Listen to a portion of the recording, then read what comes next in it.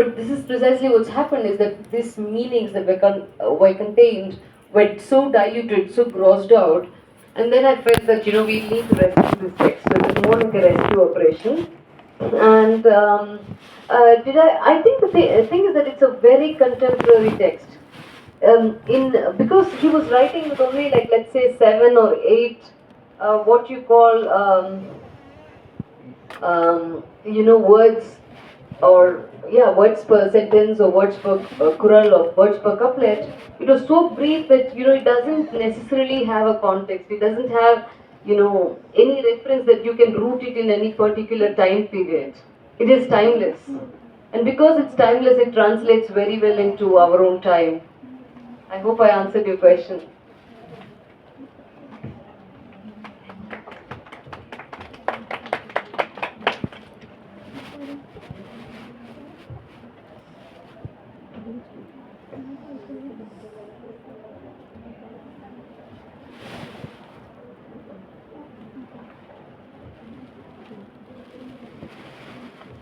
Hi ma'am, I'm Arundhati, first year MA English student.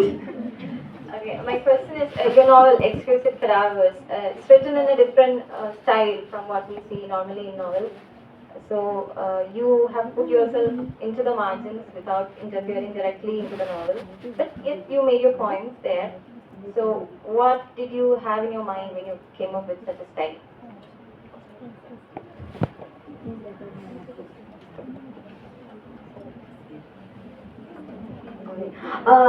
So the thing is that Arundhati, right? No, I think in all my books there's a very what do you call postmodern element about it, or the fracture of the fourth wall.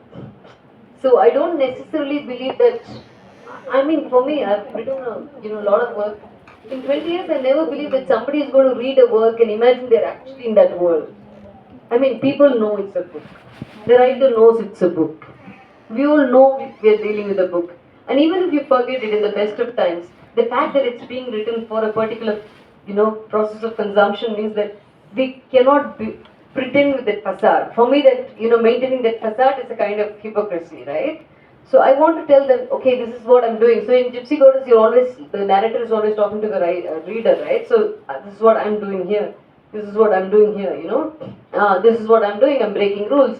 This is what I'm doing, I'm trying to write this chapter. This is what I'm doing, I'm going and interviewing people.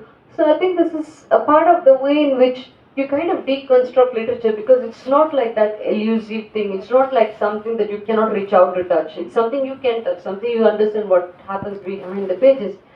And for me, Exquisite Cadavers was actually the only thing, the only big difference was that I made the process as transparent as possible. So you could literally see, because I was, writing it in real time, you could see what is happening in my life, and the way that projection was causing changes in the fictional world of Maya and Karim. And I think that's really interesting, right? Because in some way, your life feeds into art. So things that happen to you happen to people in the books, or things you hear about in the news happen to the people in your books. But in some way, it's also about the fact that doesn't matter your life, the things that always happen to your characters that are outside your life, because they have to happen, because that's what fiction demands. Fiction demands that there has to be accident, there has to be an escalation of tension, that there has to be misunderstanding leading to resolution. So this whole arc of conflict resolution, all of this just happens in and of itself in a fictional world. So for me, it was just about laying the process bare. But I also think that everybody is also a product of time and place. And so when I wrote that book, I was living in the UK, and it's a very, at least the literature scene is very dominated by white people, right? So for instance, the average person who belongs to the Fellow of the Royal Society, for instance, like 95% of them are white people. And more than 80% of them are over 60 years old. So just old white people. And when you write in that kind of landscape, and I was living there for close to 10 years, when you write in that kind of landscape, you realize that they're treating you differently. Maybe they're aware of it, but maybe they're not aware of it. Maybe it's conscious, maybe it's unconscious racism. So people are always interested in what happened to your life, and they're less interested in your craft. They don't tell you how many hours do you write, what software do you use, how long do you spend your time writing, where do your ideas come from, what do you do for research.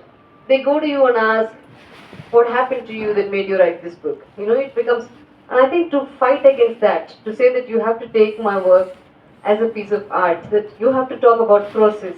You cannot only talk about process with white writers, you have to talk about process with people who are brown and black as well. So in order to tell them that, you know, we also think that we don't produce literature because somebody was beating us, we don't produce literature because we had, we faced a calamity, we don't produce literature because we faced famine, we also produce literature because we think. And that's not a small thing, it's a big thing. So I think it actually also came from that impulse to take the space for, intellectual work. So yeah. Thank you.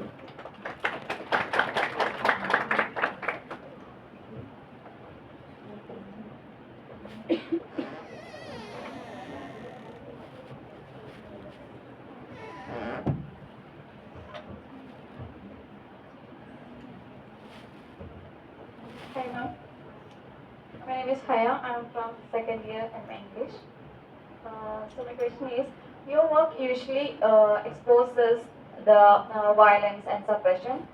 So my question is, to what extent do you believe that things can change by doing so?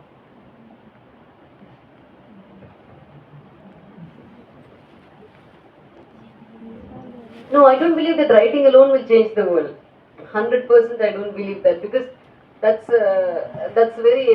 both a very romantic idea and a very escapist idea. I don't think that, just by writing nothing will happen. You will not even get a lover. So forget changing the world.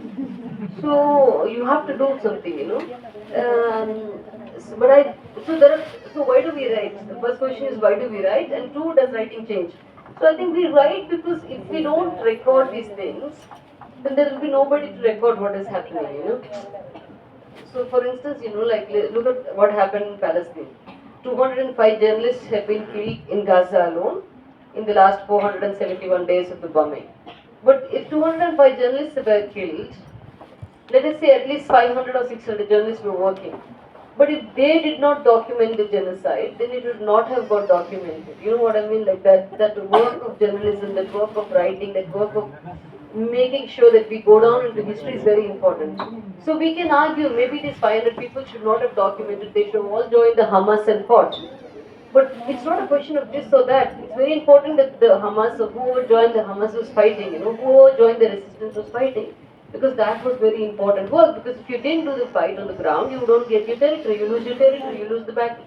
But at the same time, fighting alone is not important. And this is where I think writing comes in this double space. Writing is important so that you write about what is happening, you record what is happening.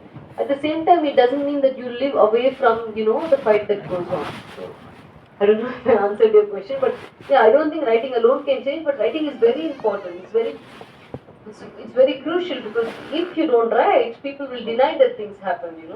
So this is my perspective. So.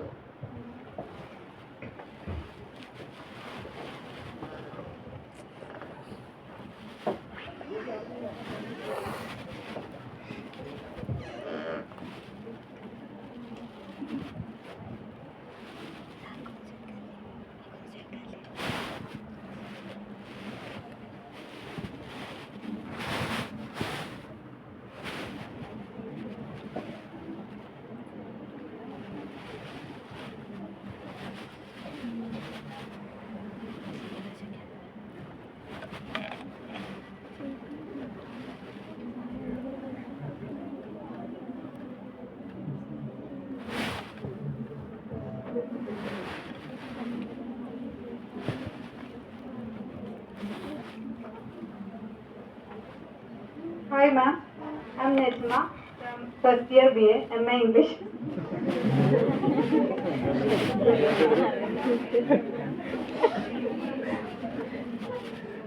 So in your writing, you had touched on the intersections of caste and gender.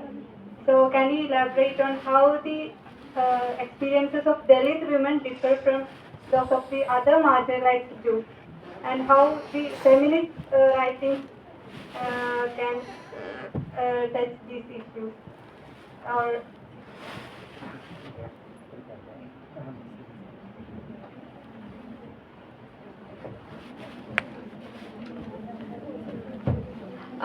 This is quite interesting because I am not, everybody calls me an intersectional feminist, but I'm not happy with that label. I have to, yeah, if you're doing your analysis and saying she's an intersectional feminist, I don't consider myself intersectional in the way that people use intersectional, right? Because today a lot of this intersectionality is to say you shut up, you shut up, you shut up, you know? You don't talk about this, you don't talk about that, you don't talk about this, you know, like, so I don't believe in that kind of, I don't believe, for instance, that one has to be a perfect victim to talk about all kinds of injustice. You know, like people have the right to talk about injustice even if you're not a victim at all. Like you don't have to fit into a box in order to talk about it. That's my first understanding. And the second understanding is that somehow when you say intersectional feminist, the meaning is that feminism glosses over everything, right? That feminism treats everybody as, and I don't think that any system of liberation has to, treat everyone the same way. So if you want to say, for instance, there are problematic feminism, then you call that problematic feminism as white feminism. You should go and call problematic feminism as imperialist feminism. You should go and say the kind of feminism that says, oh, we have to bomb Afghanistan because girls are not allowed to school. Go and call it imperialist feminism. Go and call it, whatever you want to call it. But don't say that feminism itself is a problematic word and therefore call it intersectional. Feminism has to be what it is. It's an ideology which is, treating everyone equally. But also the idea of, some way, I think defining this intersectional term is that you're actually stating the obvious. We all understand, for instance, that poor women suffer more than rich women. We all know, for instance, that, Dalit women suffer more than caste Hindu women. But the idea that, when we, and therefore, and nobody, no feminist would argue that, no, all women suffer the same. Because that is denialism, right? Like that is literally no person who is in some way broadly of the left, some way broadly Marxist can argue that everyone suffers the same. So, is it true that, let's say Dalit women suffer much more than all women? 100% true.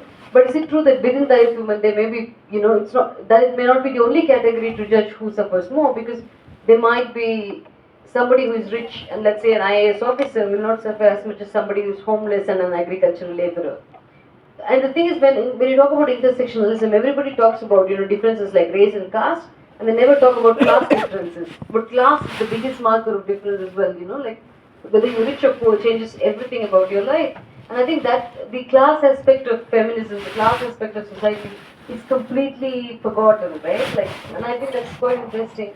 And having said this, I also think that uh,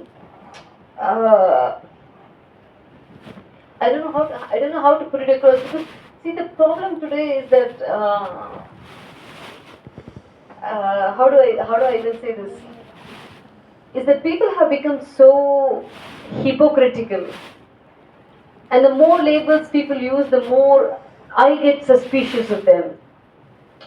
You know what I mean? Like, yeah, because the other day I was in a college. It's a very top engineering college, and they came to me and they said, for some reason we were discussing the hijab and what was happening in Udupi, in Mangalore, in Karnataka. Students were not allowed to write their exams and all this. And I said that, how do you view this as a feminist? I said, you cannot tell. Basically, it was another version of this argument. You cannot go and tell a woman wear an underwear, right? Like that's a place where your rules stop. So there are things that you cannot tell women what to do. Like women have the right to do what they want to do with their bodies, what to do with their clothes. And I think this idea of that you literally have no rights, it speaks for women like me. I don't cover my head. It speaks for women who want to cover their head. You literally cannot tell people what to do.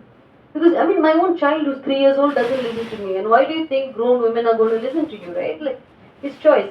But the problem with this kind of, like once you talk about choice feminism, they also make it choice feminism. And then they they create all kinds of problems around it.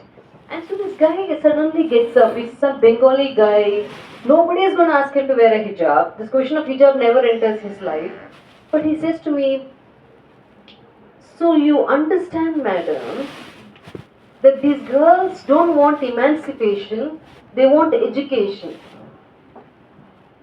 So what he's trying to say is that they want to clear the exam for the school, that's why they want to come to school. but they want to come to school wearing the hijab, so they don't want to get emancipated. So this, you understand all these layers of speaking, and this is where I'm like, I completely distrust words. I mean, I'm a writer, but I distrust words because the more you start defining things, you start calling someone an intersectional feminist. Then you're also putting people into all these boxes, right? Like, I mean, if I'm a feminist, then I am going to be worried about, let's say, the female fighters of the NTT. I'm not going to say it was a terrorist organization according to some people, so I'm not going to talk about those women's rights because, even if they were a quote unquote terror group, in some parts of the world they were seen as liberation fighters. And two, these women still don't deserve to be raped. Nobody deserves to be raped. So the question is that, you're going into all of these questions like, so do you want to subscribe to what is the Western imperialist definition of what makes an organization a terrorist organization? Or do you want to stand up for women's rights and for women's rights, not only for women who are like, the good victims. The good victim is a college student who is raped is a good victim. A female fighter who is raped is not a good victim. Because she is a guerrilla, right? She is a fighter. She's somebody who's joined an armed struggle. So she's not a good victim. So the question is, it's not for me to make that moral stand. So yeah, I think this is where my issue with the word intersectional begins, because at some point it stops people from talking, from participating, from being allies with each other. So yeah, sorry, very long answer, but I have to pour out myself.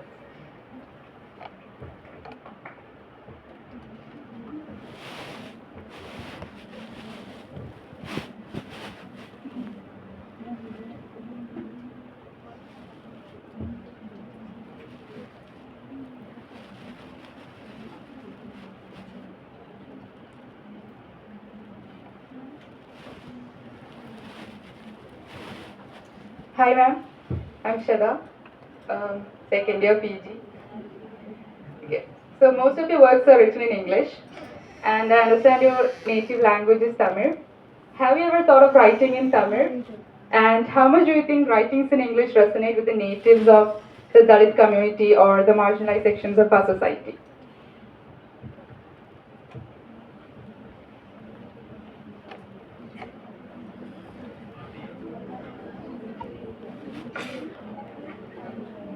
Oh, it's okay. Thank you. No, the thing is that, Shata, there are a couple of answers for this. So does this writing resonate with, Dalits and marginalized? Will I reach more people? No, I think in general, if you write in your mother tongue, you will reach a lot of people. It doesn't matter if it's Dalit people or marginalized people. In general, the audience would be larger. But then the pushback against that is that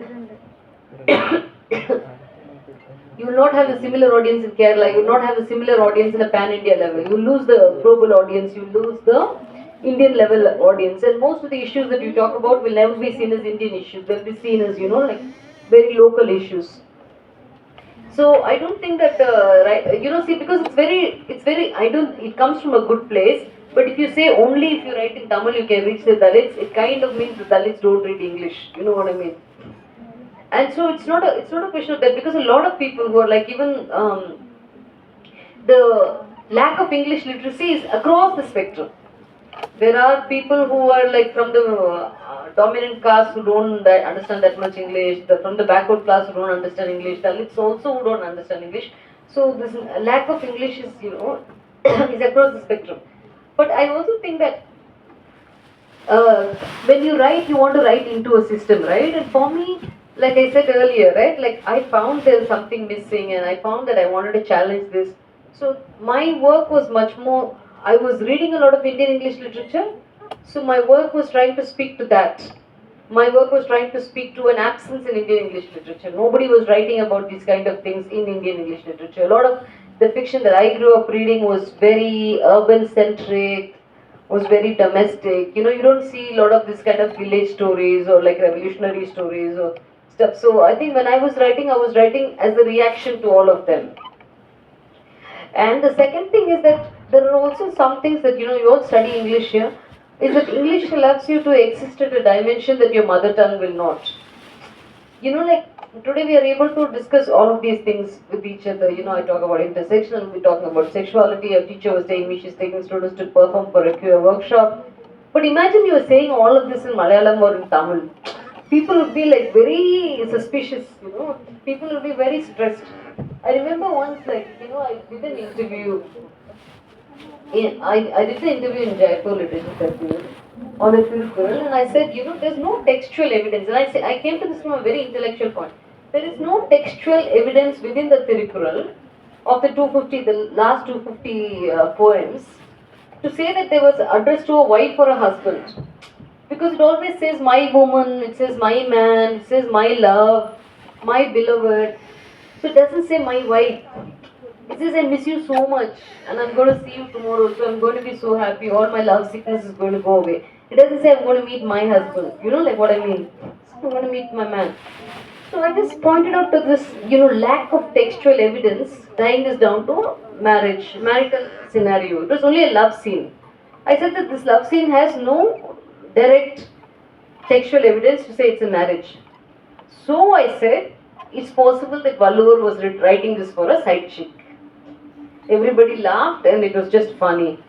And then I gave a Tamil, interview to a Tamil channel where I said the same thing, that there is no textual evidence. Like, if people want to fight with me, they should bring the evidence and say, right? This one was written to his wife. He says, dear wife, I'm going to come home today. He says, dear wife, you're very beautiful. There's no textual evidence. I can really fight on this. But the thing is, when I said this in Tamil, everybody lost their shit. People were like, she's a horrible woman, she's a whore, she's that, she's this. And then they were like, she's not even Tamil, she's Telugu, that's why she's disparaging our language. And they just went after me and it became viral. So I think there's a huge danger to expressing outspoken ideas, especially feminist ideas in your own languages. And I think in that sense, writing in English gives you a kind of buffer zone. Like people still, it's true, it's really a buffer zone. Like you don't get attacked the same way. You do get attacked. Like some incel guy online is going to attack you on some Reddit page or Quora page or whatever, but you still have some space. I think with Tamil, with our mother tongues, like by the time you go home, it will be trending. You know what I mean? Like, so it's a very dangerous space, and I'm not sure that a writer must expose themselves to that level of danger. So yeah.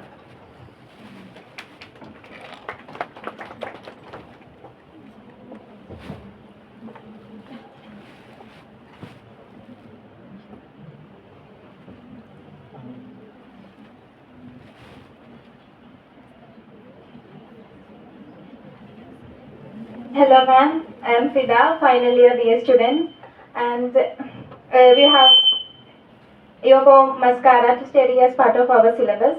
I would like to ask about what societal observations or any specific experiences prompted you to write the poem?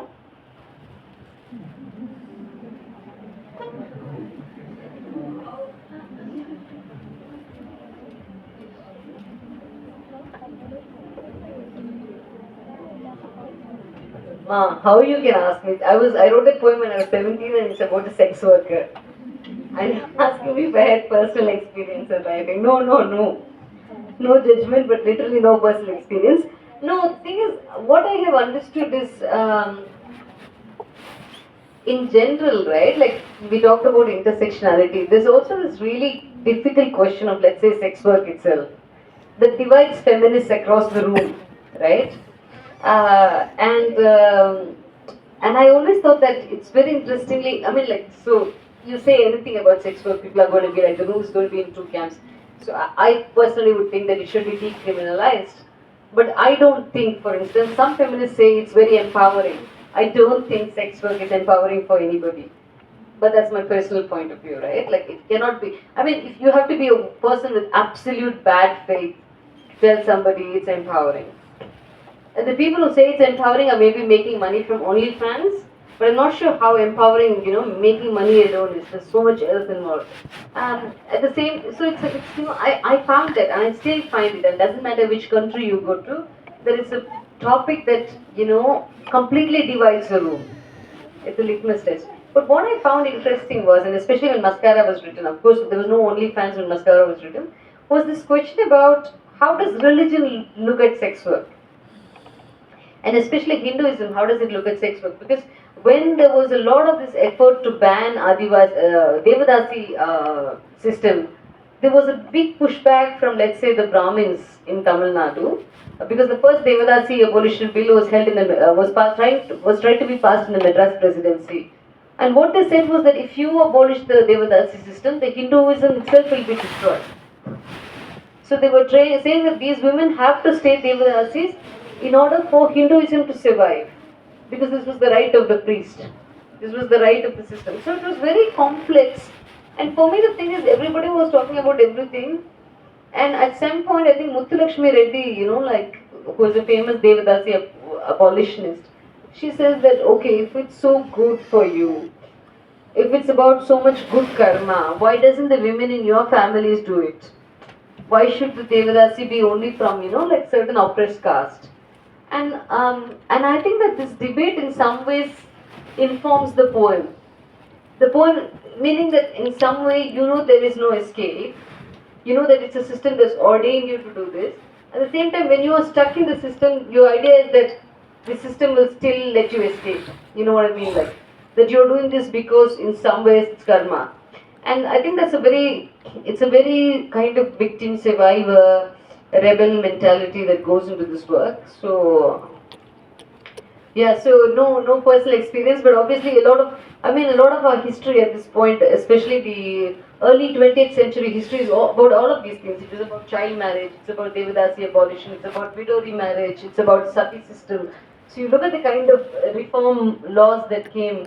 Everything was about women and what people are doing to women. So I think that in some ways informed that poem. So yeah.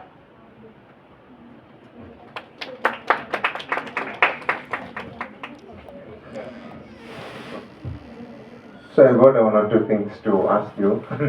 One was this. I think in your early texts, it seems to be more, where you will be writing in English, but the context largely from the local Tamil system, right? But your latest collections seems to be that much more national in its perspective, does it? Or maybe, in a sense, you are taking more political issues, like, which maybe, let's say, maybe these citizenship problems are there. So is there a transformation in the politics that you are writing, the issues that you are dealing with? No, I don't think it's so much Tamil to national level, because my earlier work was also, um, I think no, it's not necessarily tied up to Tamil Nadu, because a lot of Dalit atrocities were happening in other states. This Ranveer Sena, in the 90s, none of you were around. In the 90s, we used to wake up and look at the newspapers, and it used to be like, the Ranveer Sena has killed this whole village of Dalits. In Lakshmanpur, Bhatti, they killed like 51 Dalits on Republic Day. It's like this kind of horrors. So you used to read that, and in those days, I never had a TV at home. So you actually literally open the door, look at the newspaper on your front sheet, hold the newspaper in your hand and bring it home. And it's devastating, right? Like, as a little child, imagine reading this in the newspaper. And that's the only source of news. So there's no Twitter, breaking news, anything. So it just completely stays in you. So no, I definitely think that, what is happening in national politics had a huge impact on me. But there are things I would never have written if I didn't live abroad. So when you live abroad, the way that, see, for instance, whatever happens, people are nice to me, not nice to me, it's still, we're all Indians, right? Like, we're all similar. But only when you move abroad, the shock of being a brown person hits you, right? And it's a huge shock. And it's a shock in so many ways, you just don't know. Because as long as you live here, there's a little bit of colorism, right? People think you're fair skinned, so they treat you one way. Some people think you're dark skinned, so they treat you one way. But that's nothing like how this racist idea works with you. And so when you navigate racism like that, and when you navigate racism as somebody who's in an interracial marriage, and it's like, okay, these kind of things I would never have written about. And I think it's similar to becoming a mother, right? Like, only after you become a mother, you realize that, oh, this is a big shit. I would never have written about it in the same way. So, yeah, things change because my life and circumstances change.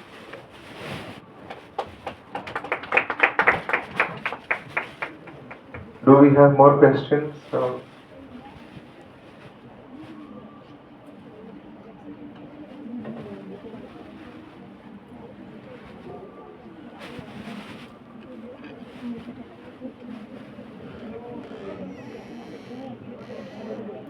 If you have questions, please let us know. Otherwise, I think we have to wind up the session.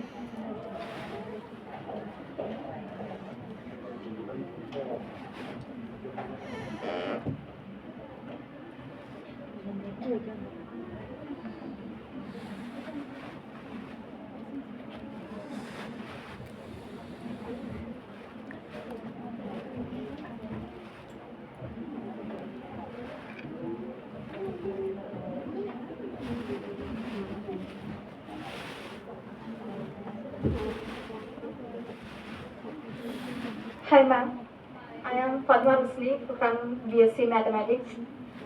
My question is,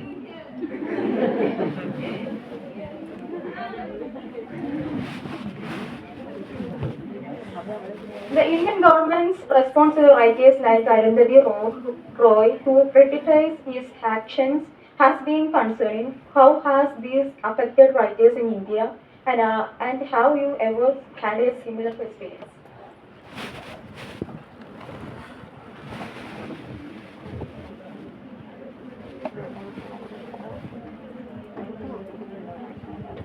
Hi, I just realized something. So mathematics students coming to an English literature talk. Thank you. That makes me very, very proud. Wow, wow, congratulations. So I used to teach at an engineering college, Anna University actually. And I used to have students in my class. I used to teach from when I was 20 to when I was 24.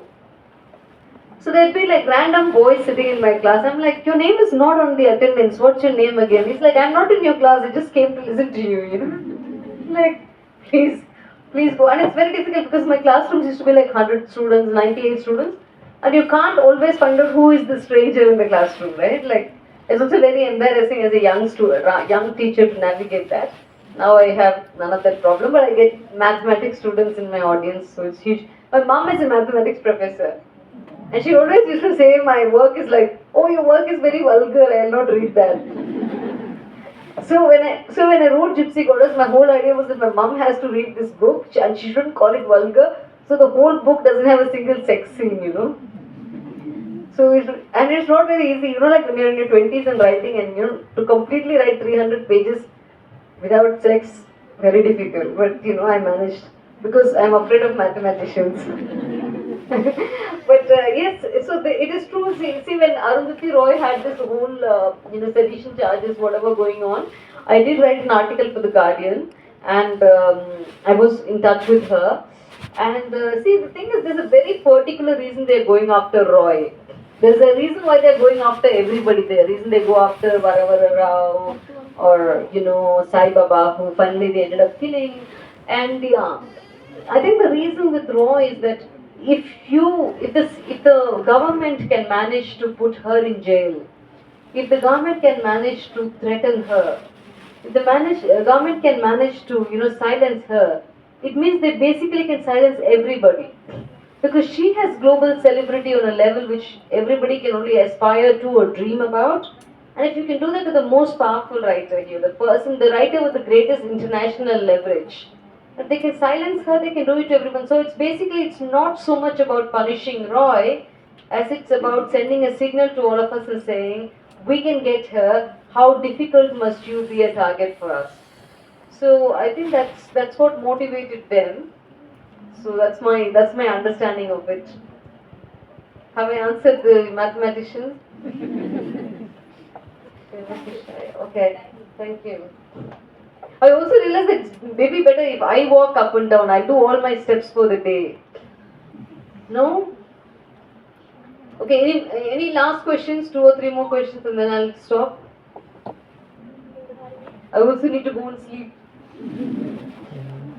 So quick questions. Otherwise, I'll ask you guys, what's the last most interesting book you read? What have you all been reading?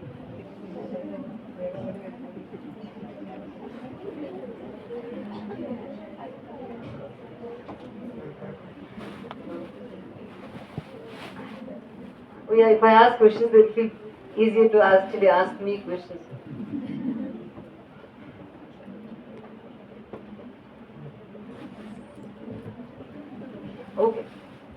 Yeah.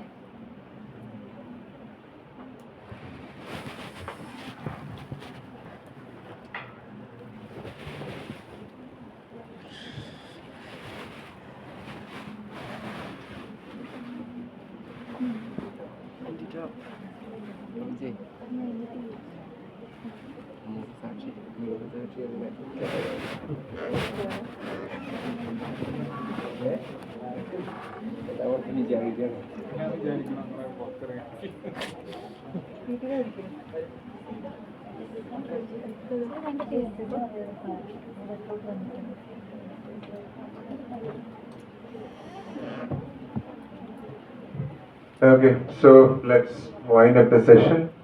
And just before that, our students wanted to hand over a token of love. So I invite the organizers to come over.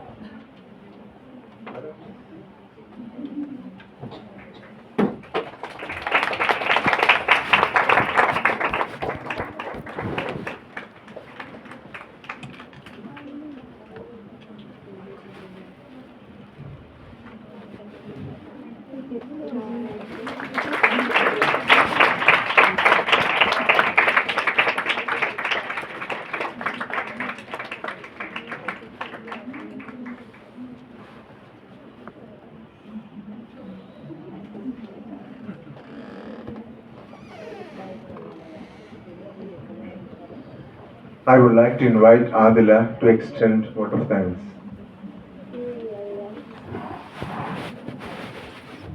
Good evening, everyone.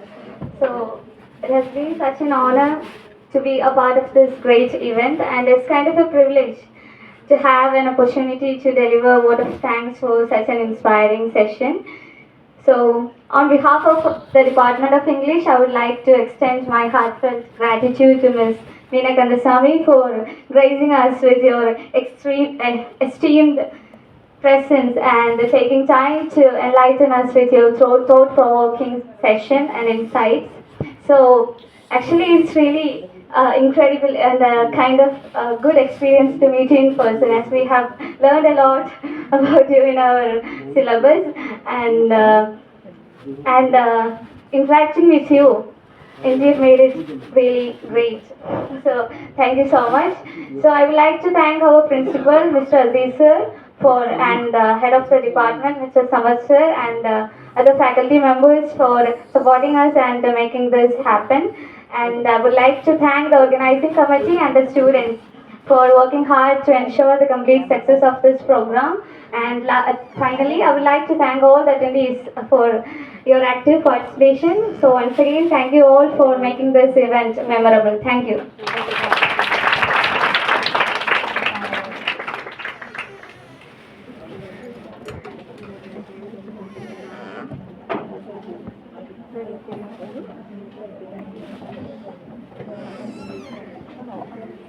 Participants, please wait. Tea is served outside. Okay. And a cup of tea and